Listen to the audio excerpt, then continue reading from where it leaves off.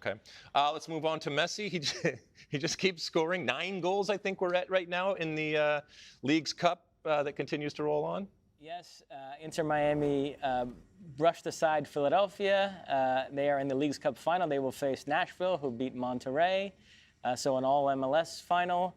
Now, there's some debate about this. Great goal or goalkeeping mistake? Goalkeeping mistake. But, you know, it's by one of the great goalkeepers in MLS history, by the way. Yeah, Andre Blake. Andre Blake there in Philadelphia. But look, Messi, it writes itself. It's just incredible that he has transformed this team that he is playing with. Yes, in the context of a intra MLS tournament, but still, you know, whether it's home, whether it's on the road, not only do they win, but he continues to perform and he continues to score goals. And this is wonderful. I guess it bodes well for when this tournament is over. Speaking of this tournament, Nashville also won at home. That place was packed, by the way, against Monterrey, and I watched that from my hotel room here in Sydney. And, you know, Hani Mukhtar is worth the price of admission, and he was all over the place. Wonderful, wonderful job down there. So it's going to be Nashville hosting Inter Miami in the first iteration of the expanded Leagues Cup in 2023.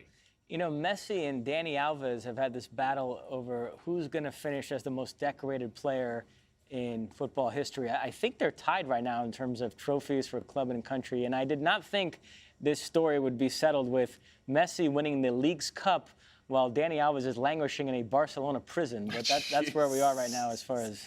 Do you think that in any way the dominance... it's not a resurrection. It's just the dominance of a great player in MLS and Messi scoring so much and so consistently right now is for lack of a better word, a problem for MLS? Well, that's been the running discussion since he got going. Yeah, I mean, you would like him to have a bad game here and there. But okay, part of me gets that, and the other part of me says, well, why? Why? I mean, it's Messi. He's doing what you pay him to do and what you want him to do, and doing it in a completely different situation. You know, it goes back to Mosse, and I get it because I've been there, and I will raise my hand that at times I am guilty of this. We're so sensitive, and we're so worried about what others think of our soccer and our league and our culture, and I don't give a crap anymore. All right?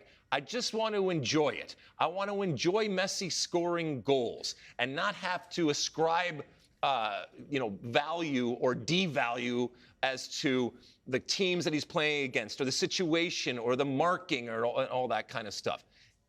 It's sports. It's a league.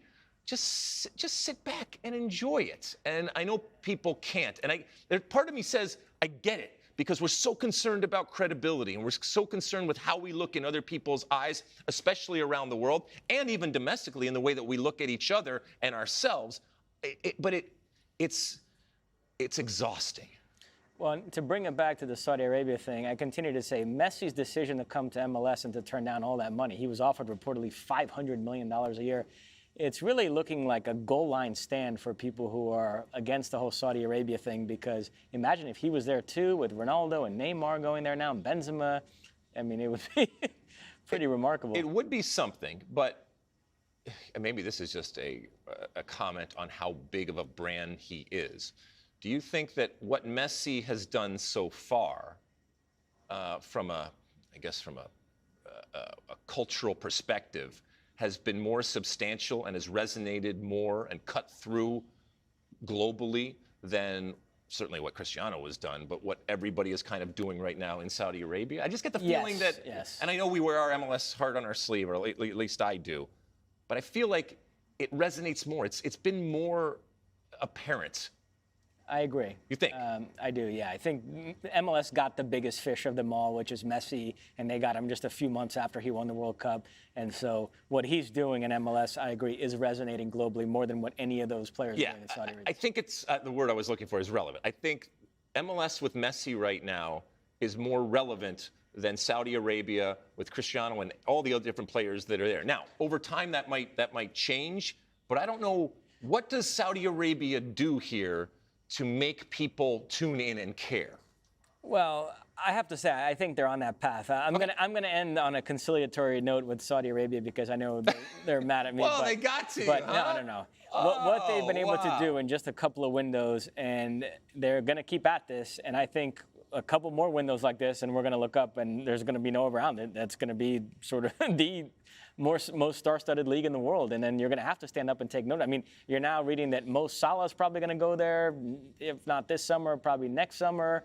I mean, so you stack up enough star player, people can say whatever they want, but it's going to be a league to follow. The same thing happened with Live Golf. The first guys that went, people said, boy, really, Saudi Arabia? But enough guys went that it became must-see. So you do think that it's going to be relevant and credible Absolutely. in the eyes of the world right now as it goes on. And simply because they have more money than anybody and they're splashing it around and they're just going to already amass. On Twitter, I'm seeing people put together a best 11 of players that have gone to Saudi Arabia, and some even building a squad.